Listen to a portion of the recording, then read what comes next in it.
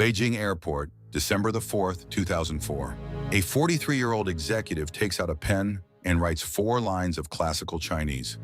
It's a poem every school child in the country can finish. The farewell of Jing Care, an assassin who accepted a mission he knew he would not survive. The wind sighs, the river runs cold. The warrior departs, never to return. Then he boards. Destination Singapore, where he knows with reasonable certainty that the police are waiting for him. Hold a second object in your mind.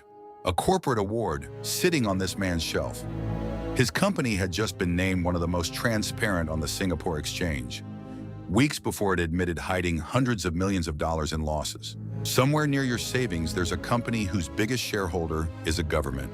And when something rots inside a company like that, someone always finds out before you do. This is the story of exactly how much earlier. By the end, you'll know how a dead shell company with $200,000 became the fuel line for every airliner in China. How it lost $500 million in secret. How the people who knew got out before the people who didn't. And why Singapore spent the winter of 2004 asking one question: is this Bearings again? Baolong Village, Hubei Province, 1961. A farm family and a boy born into the hungriest stretch of modern Chinese history. At 16, his father found him the safest job a village could offer: a desk at the rural credit union. Most people would have kept it. At 19, the night before he was due to leave for the Navy, his mother wept. So by his own account, he gave the posting up, quit the safe job, and ran 100 kilometers through the night to another county to talk a better school into taking him. Remember that. He doesn't wait for doors, he forces them. A year later, he tested into Peking University, China's Harvard, to study Vietnamese of all things. English on the side, then a job translating for the Civil Aviation Ministry, a German joint venture, and by the early 90s, chief negotiator on airport fuel deals for a state oil company. Note that word, state. Every desk Chen Zhulin ever sat at, the government owned. That detail is going to matter more than any other fact in this story. 1997. The Asian financial crisis is burning through the region, and the parent company sends Chen to Singapore to deal with an embarrassment. A subsidiary that lost money for 2 years, then lay dormant for 2 more. Practically an empty shell. Its entire net worth, $219,000 US. A single cargo of jet fuel costs $6 to $10 million. The company couldn't afford 3% of one shipment. One employee meets him at the airport. That's the whole welcome party. Then Beijing gave the empty shell the one thing no trader ever gets: every drop of imported jet fuel for the fastest growing aviation market on Earth. Here's what a monopoly does to a $200,000 shell. China Aviation Oil became the sole importer of jet fuel for China's airlines. The imports covering roughly a third of everything those airlines burned. It listed on the Singapore Exchange in December 2001. Net assets grew 852 times over. The market value ran to about $1.1 billion US, 5,000 times the original stake. Beijing wrote it into business school courses, the model state company, the proof that China's giants could finally go global. And the man at the top became a celebrity.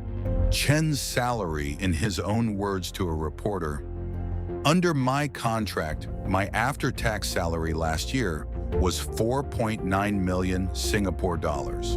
The Chinese press crowned him the salaryman emperor, the best paid state employee in the country, a man earning 22 times his company's original capital every year.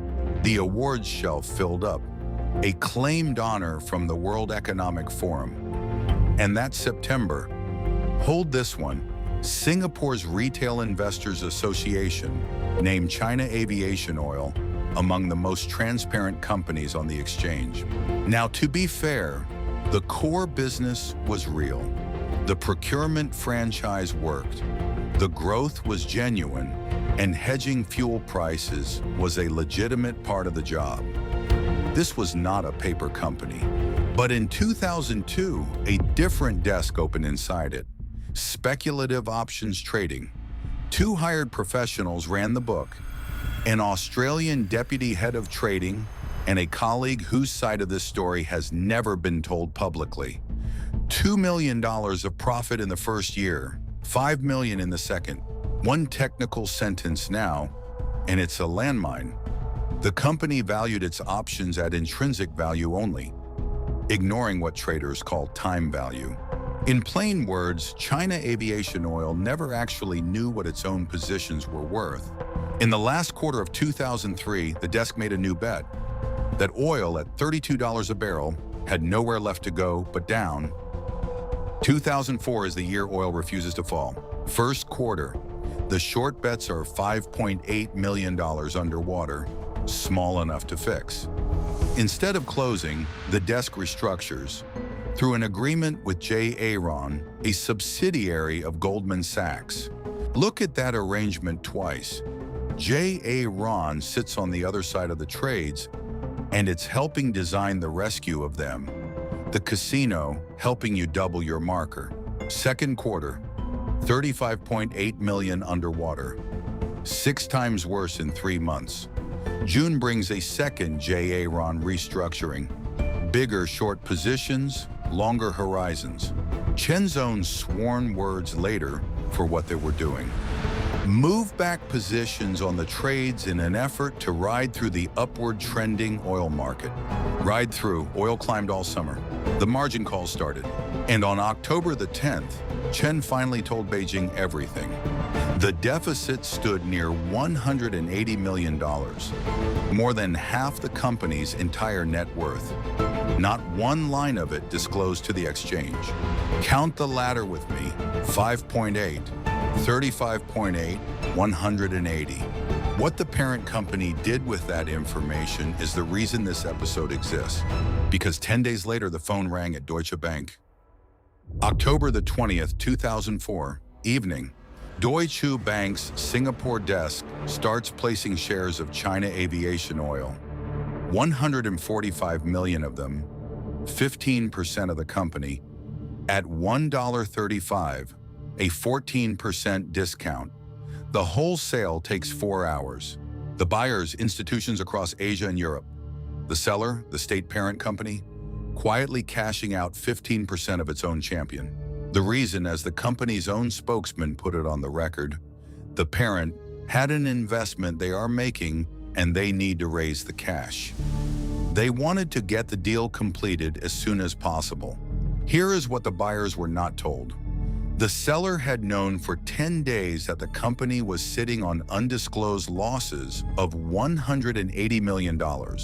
Told on the 10th, sold on the 20th. And the money? The net proceeds, 185 million Singapore dollars, were wired straight back into China Aviation Oil as a loan to pay margin calls the buyers didn't know existed. It still wasn't enough. Years later, Singapore's regulator put the finding on paper, and you should see the exact words. The placement happened while the parent was, quote, in possession of material price-sensitive information, not generally available, and the parent has, quote, admitted to civil penalty liability. That is insider trading under Section 218 of Singapore's Securities and Futures Act. And the insider was a state. Remember the trophy? When those shares changed hands, the most transparent company award was 9 weeks old. Deutsche Bank's spokesman afterward. The answers provided gave us confidence to proceed with the placement. The stock fell 9% by morning. The buyers were down before lunch. To be clear about motive, the regulator itself found the parent sold to rescue the company, not to cash out. It broke the law trying to save its own champion.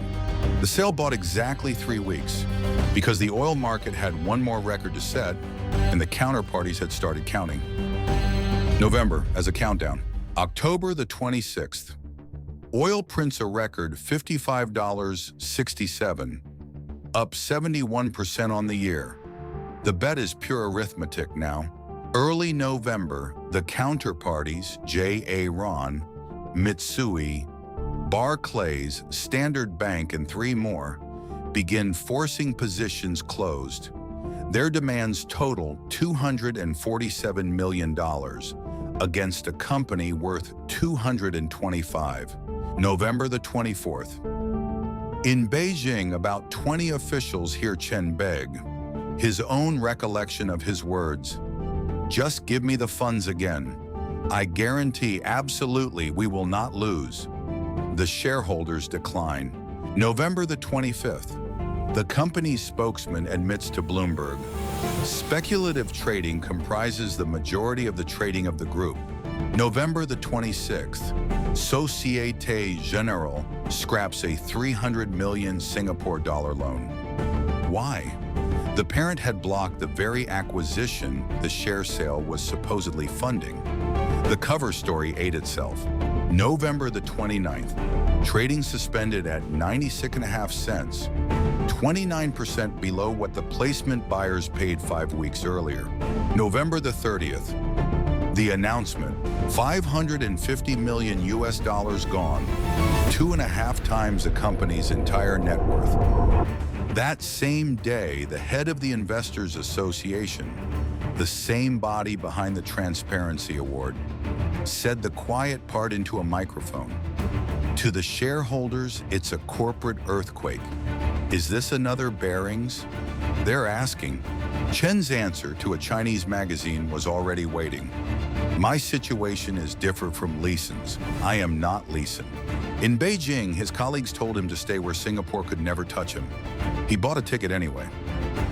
You've seen the poem. Now you know why he wrote it. His stated logic was almost administrative. Face it, serve the years, come back. On December the 8th, he landed at Changi and was arrested. Bail, $2 million. Then the paper unraveled everything. PwC, the special auditors, redid the accounts. The year the company had reported as profitable, 49.6 million Singapore dollars to the good, contained a third quarter that was actually 314.6 million in the red. A company that couldn't price its own options had been reporting fiction all year. PwC's written causes include 2 clauses worth reading off the screen: a desire not to disclose losses in 2004, and the willingness of management to override risk controls that ought to have been obeyed. June 2005. 5 executives charged. August, the parent settles its insider trading case, 8 million Singapore dollars, liability admitted, no trial, work it out, and that's roughly 4% of what the share sale raised. Now the human ledger, from lightest to heaviest. The 2 directors who failed to disclose, fined $150,000 each. The chairman, whose signature Chen admitted forging on a bank document, fined $400,000, no prison. The head of finance, 2 years. And Chen Julin, 15 charges, 6 guilty pleas, 4 years and 3 months, plus a $335,000 fine. The judge, he persistently engaged in a series of elaborate and illegal practices. Say it plainly, the employee went to prison. The state that sold shares on his information paid a fine and kept the company. Chen, years later, pointing at the obvious. Could I personally decide to sell state shares? Even the parent group couldn't decide that alone. In his defense sits one uncomfortable fact. He pleaded guilty in a courtroom and has spent every year since insisting he shouldn't have had to. 2 memoirs, 1 denial. You now know enough to weigh both. But the strangest part isn't who paid what. Both came back, and one of them came back with a new name. The company first. December 2005. BP in Singapore's Temasek, through its unit Randa, joined the parent in a $130 million rescue. March 2006, relisted after 16 months frozen. It trades to this day. The champion outlived its own scandal. Now the man, Changi prison by his account. No bed. You sleep on concrete. He built up to 3,000 push-ups a day. and he quietly interviewed his fellow inmates about their crimes, keeping notes for a book he planned to call Prison Miscellany. 1,035 days. January the 20th, 2009. He walks out and changes his name, not the sound of it, the spelling. To your ear, the man who went in and the man who came out are both Chen Zhulin, but on paper in Chinese they are two different men. A state contractor rehired him as a vice president, while an online poll ran 76% against it. By 2012, he had his own fund, and he named it Joseph Investment, after the Bible's most famous prisoner, the man who walked out of the dungeon and ended up running Egypt's granaries. He still forces doors. By 2017, he was telling an interviewer, "Many friends believe I could be China's Milken." He has published 2 memoirs, comments on oil markets to this day, and has never been charged with anything since. So, the Barings question. Here's the honest answer. Nick Leeson hid 800 million pounds of losses, and his bank was dead by Monday. Chen Zhulin's company hid $550 million, and it's on the exchange right now. The difference was never the size of the hole. The difference is who owned it. When the owner is a state, the company gets rebuilt. The employee gets Chang'e, and the public gets what the public got here, 10 days of someone else's head start. So the next time a state-backed champion stumbles, don't watch its announcements. Watch what its owner does first. As of this recording, the company trades, the man is free, and the 10 days are still the only part in everyone involved agrees actually happened.